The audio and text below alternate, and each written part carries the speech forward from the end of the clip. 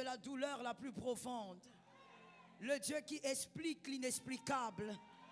Le Dieu qui soulage ce qu'un homme ne peut soulager. Le Dieu qui comprend ce que personne ne comprend. Il comprend ce que les yeux des hommes ne voient pas. Lorsque tu dis tout va bien, lui il voit le cadavre dans la chambre. Lorsque toi tu dis tout va bien, lui il sait que dans la chambre il y a un cadavre. Le Dieu des choses étranges. Le Dieu qui se souvient lorsqu'aucun homme ne se rappelle. Le Dieu qui fait grâce aux plus faibles et aux oubliés. Le Dieu qui récupère ce que les hommes ont rejeté. Le Dieu qui prend en charge ce que les hommes ne comptent pas. Le Dieu qui ne peut pas oublier ce que les hommes ne regardent pas. Le Dieu incomparable. C'est le Dieu de la vallée. C'est le Dieu du sommet. C'est le Dieu qui traverse la vallée de l'ombre de la mort. Avec les hommes, il traverse. C'est le Dieu qui n'a pas oublié une seule goutte de mes larmes. C'est le Dieu qui se rappelle lorsque la douleur a commencé. C'est le Dieu qui se rappelle lorsque la douleur était insupportable. C'est le Dieu qui était là lorsque tu étais isolé. C'est le Dieu qui était là lorsque tu étais seul. C'est le Dieu qui était là lorsque les hommes croyaient que c'était fini. C'est le Dieu qui était là lorsque les hommes voyaient la honte. C'est le Dieu qui t'a porté lorsque tu croyais que tu étais seul.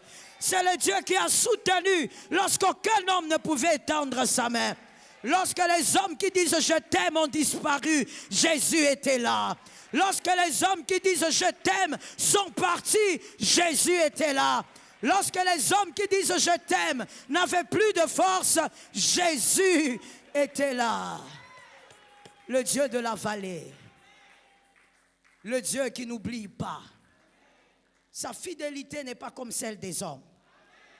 Oh, nous levons nos mains droites et nous disons merci Seigneur pour ta fidélité. Que Dieu te bénisse, tu peux t'asseoir sous l'onction. Pendant 23 jours, nous prions et nous jeûnons. Oui, nous avons commencé il y a cela quelques jours. Nous sommes aujourd'hui au 7e ou 6e jour. Nous sommes au 6e jour et nous croyons que l'Éternel est avec nous. Le Dieu qui nous soutient, il est le Dieu qui a des choses glorieuses à faire avec nous. Ce matin, je viens te dire, puisque nous parlons de la race royale, je viens te rappeler une chose que tu connais, mais il faut que tu t'en rappelles bien. Que tu t'en rappelles pour ne plus jamais oublier. Que tu l'enseignes à tes enfants et que tes enfants à leurs enfants. Et ceux-là aussi à leurs enfants. Comme l'Éternel l'avait dit à Israël, enseigne-les à tes enfants. De génération en génération que ça demeure. L'Éternel est ton berger. Tu ne manqueras de rien. L'identité est plus forte que l'épreuve. Oh, thank you, Lord. L'identité est plus forte que l'épreuve. Oui, l'épreuve est difficile. Personne n'aime l'épreuve, mais l'épreuve est un must. L'identité est plus puissante que l'épreuve. Être roi, c'est plus puissant que l'épreuve. Ceux qui ont été là depuis le premier jour, vous savez de quoi nous parlons. L'identité est plus puissante, plus réelle que l'épreuve. Psaume 23, 1, il est écrit « L'Éternel est mon berger, je ne manquerai de rien ». La deuxième phrase est la conséquence de la première. Je ne manquerai de rien, pourquoi? Parce qu'il est mon berger. Mais pourquoi il est mon berger? Parce que je ne suis pas une girafe. Let us talk about it. Pourquoi il est mon berger? Mais parce que je ne suis pas un éléphant. Pourquoi il est mon berger? Parce que je suis une brebis. Ton identité définit aussi qui t'accompagne. Ton identité définit qui t'entoure. Et je veux le dire simplement, votre identité crée un cercle spirituel et physique autour de vous. Oui, parce que votre identité a un langage personnifié. Votre identité a son propre langage. Et il crée un cercle physique et spirituel autour de vous. Pourquoi est-ce qu'il est mon berger? Eh bien parce que je suis une brebis. Le psaume 23, 4 dit, quand je marche dans la vallée de l'ombre de la mort, je ne crains aucun mal. Je ne crains aucun mal parce que j'ai un berger. J'ai un berger parce que je suis une brebis. On va reprendre ça pour celui qui dormait. Je ne crains aucun mal parce que j'ai un berger. J'ai un berger parce que je suis une brebis. Et moi, la brebis, je traverse la vallée. Pourquoi? Parce que je suis un roi. La vallée correspond à ton identité. Je veux le dire mieux pour celui qui n'a pas compris. La vallée s'invite par rapport à ce que tu es. La vallée, les épreuves s'invitent dans ta vie par rapport à ce que tu es. David a connu la vallée parce qu'il était un roi. L'ours et le lion viennent à David parce que c'est le tueur de Goliath. Ils ne viennent pas simplement par plaisir, ils viennent parce qu'ils ont localisé le tueur de Goliath. Eliab ne peut pas affronter l'ours. Eliab, le frère de David, ne peut pas affronter l'ours parce que l'ours est lié à l'identité de l'homme. Ils sont fils d'Isaïe. Ils ont tous le même père biologique, mais ils n'ont pas tous la même couronne. Ainsi, les épreuves ne peuvent pas localiser Eliab, alors qu'Eliab est le grand frère de très loin à David. Eliab fait partie des aînés, mais il n'a pas affronté les épreuves de David, il n'a pas affronté le lion, parce que le lion, il s'invite selon votre identité. Votre couronne invite vos épreuves. Tout dépend de quel type de couronne vous avez sur la tête. Ainsi, un homme intelligent a compris qu'on ne pleure pas sur les épreuves, on étudie les épreuves. Car les épreuves sont la révélation du type de couronne que vous avez sur votre tête. Des fois, c'est compliqué à comprendre, mais c'est ça la vérité. L'ours n'est pas qu'une bataille. Le lion n'est pas qu'une bataille. Nous parlons de David. L'ours et le lion ne sont pas que des batailles. Ce sont des présages. L'ours et le lion sont des présages. Lorsqu'une épreuve arrive dans votre vie, ce n'est pas seulement, comme on l'a vu le vendredi, que vous puissiez vous agiter comme une chenille. Ne vous agitez pas. Lorsque les épreuves arrivent, les épreuves sont en train de prophétiser. Ah, ça tombe sur quelqu'un qui a compris. J'espère que nous écrivons, n'est-ce pas? C'est tellement automatique que je ne le demande pas. Les épreuves sont des présages. Les épreuves annoncent quelque chose. Les épreuves parlent. J'espère que quelqu'un a retenu, nous l'avons dit, c'est pour la vie, que les épreuves s'invitent. Ce n'est pas vous qui les cherchez. Et même, je veux vous choquer, Dieu ne les envoie pas. Les épreuves ont des yeux. Les épreuves vous localisent seuls.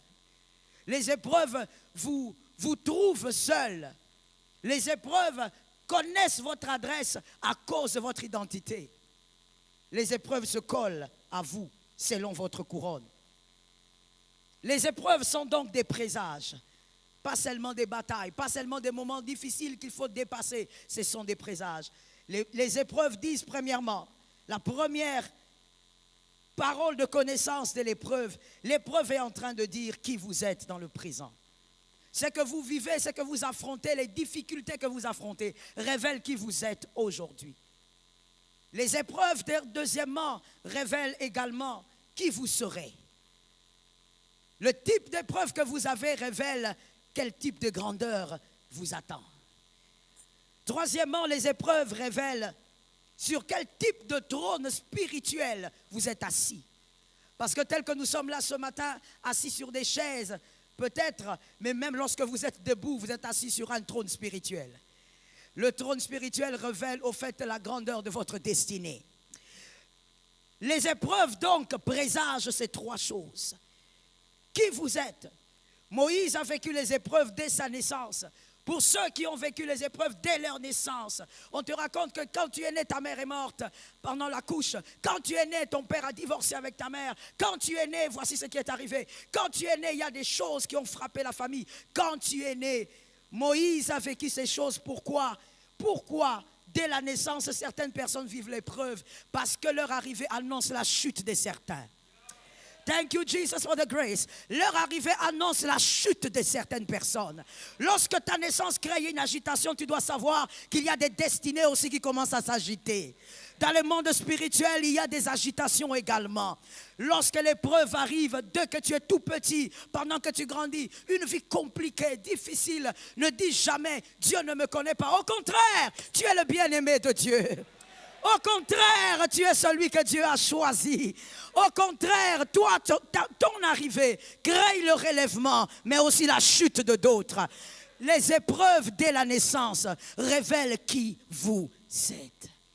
Les épreuves, lorsque vous grandissez, révèlent qui vous êtes.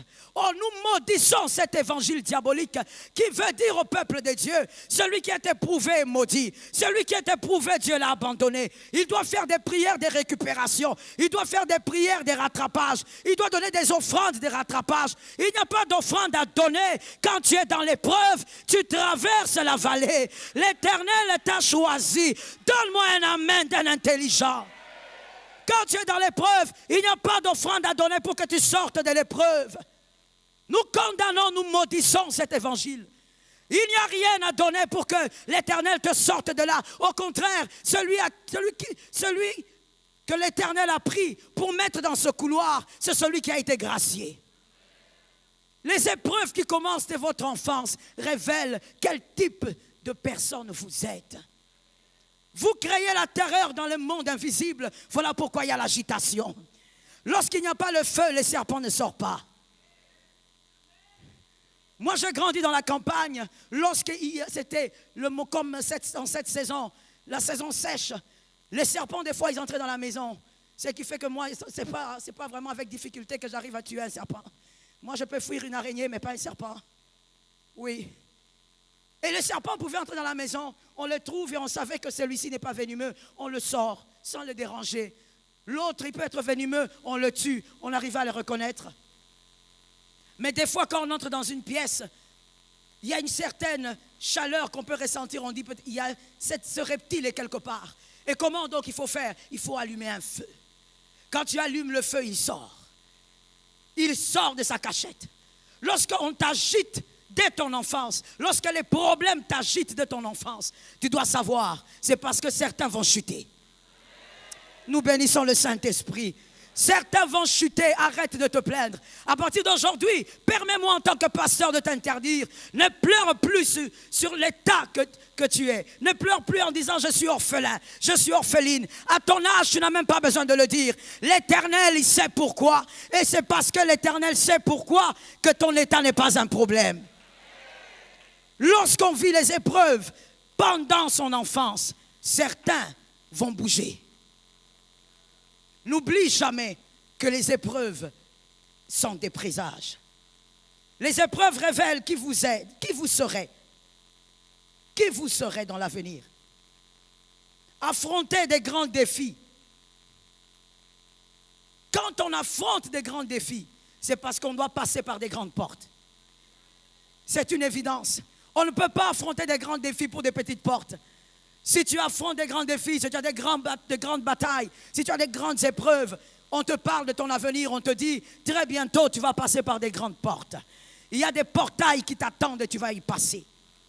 Il est important de comprendre que les épreuves d'aujourd'hui révèlent une grandeur, ça ne révèle pas une petitesse.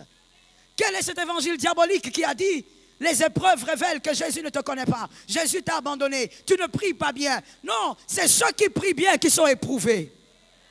Je répète cela pour celui qui dormait. Ceux qui prient bien, ceux-là sont éprouvés. Un jour, le diable, il va se balader au ciel. Dieu lui dit, est-ce que tu as vu? As-tu vu quelqu'un? Quelqu'un de très différent. Quelqu'un qui n'est pas comme les autres, la façon. Ce n'est pas un impudique, ce n'est pas un voleur, un escroc. As-tu vu cet homme-là? Il est millionnaire, mais il est intègre. Il est millionnaire, mais il m'aime. Est-ce que tu l'as vu? Le diable a dit, oui, je l'ai vu, mais il est comme ça parce que tu lui as tout donné. Dieu a commencé à éprouver Job. Pourquoi? Parce qu'il était meilleur. Ce sont les meilleurs qui passent par l'épreuve. Est-ce que quelqu'un m'entend bien? Ce sont les meilleurs que Dieu fait passer par le feu. Dieu sait qu'au bout du feu, il sortira de l'autre côté. Lorsque Dieu n'a pas confiance en toi, il ne te fait pas vivre l'épreuve.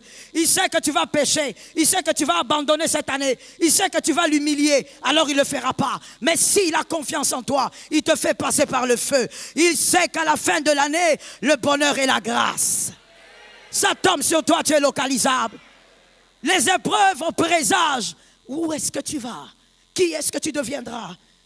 Les épreuves révèlent, je dis la troisième chose, le type de trône. Le type de trône spirituel sur lequel tu es. Il y a des personnes qui sont méprisées parce que le trône est grand. Oh, je vais te dire quelque chose que tu dois retenir pour la vie. Enseigne-le à ton fils, enseigne-le à ta fille.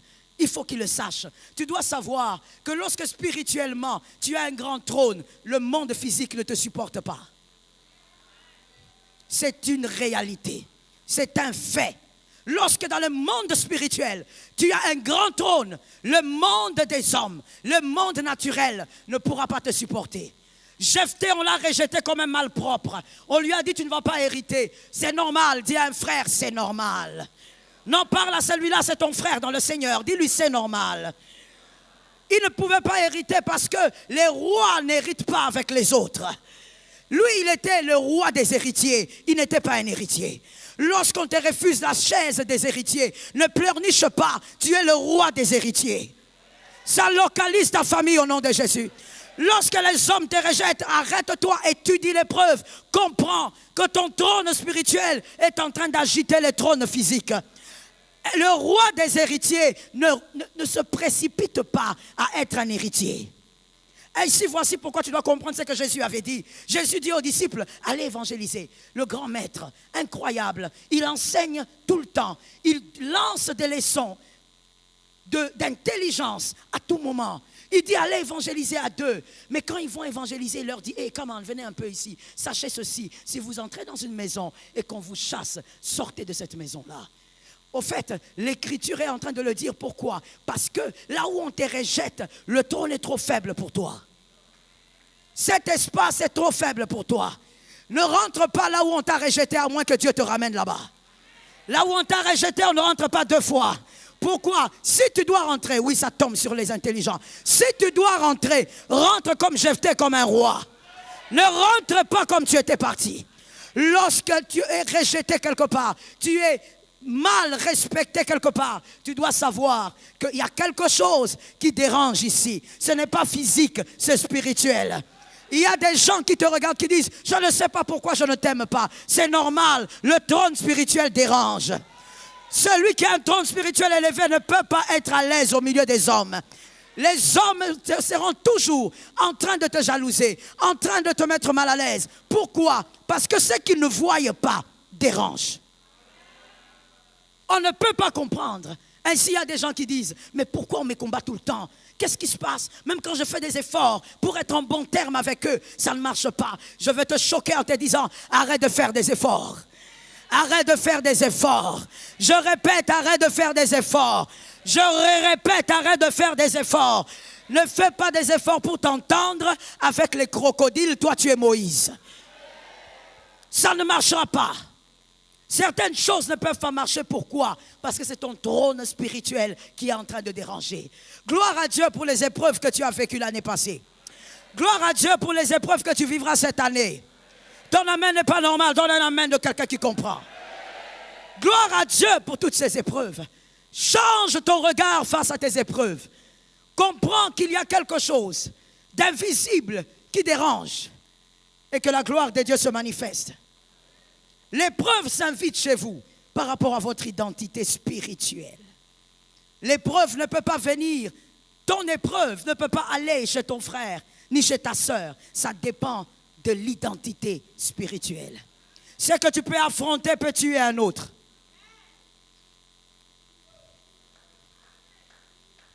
Ce que toi tu peux digérer peut donner la constipation à un autre. Je parle des épreuves. Ce que toi tu as pu supporter pouvait amener quelqu'un d'autre à se pendre.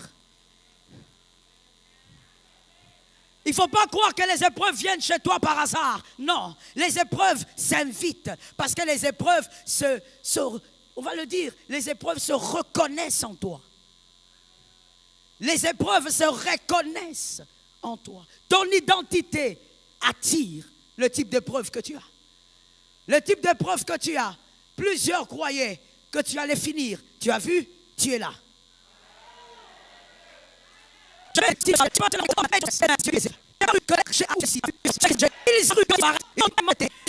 de la famille est partie, c'est terminé. C'est Jésus qui est la tête d'une famille. Un homme ne peut pas être la tête d'une famille. Jésus de Nazareth est dans la famille est là. Lève ta main droite et dis avec moi, tant que Jésus est là, nous sommes là. Il y a des gens qui ne t'ont pas vu. Tu t'es isolé tellement que l'épreuve était forte. Est-ce que ces personnes sont là? Tu t'es enfermé, Marakoya. Je ne parle pas à tout le monde. Je ne parle pas aux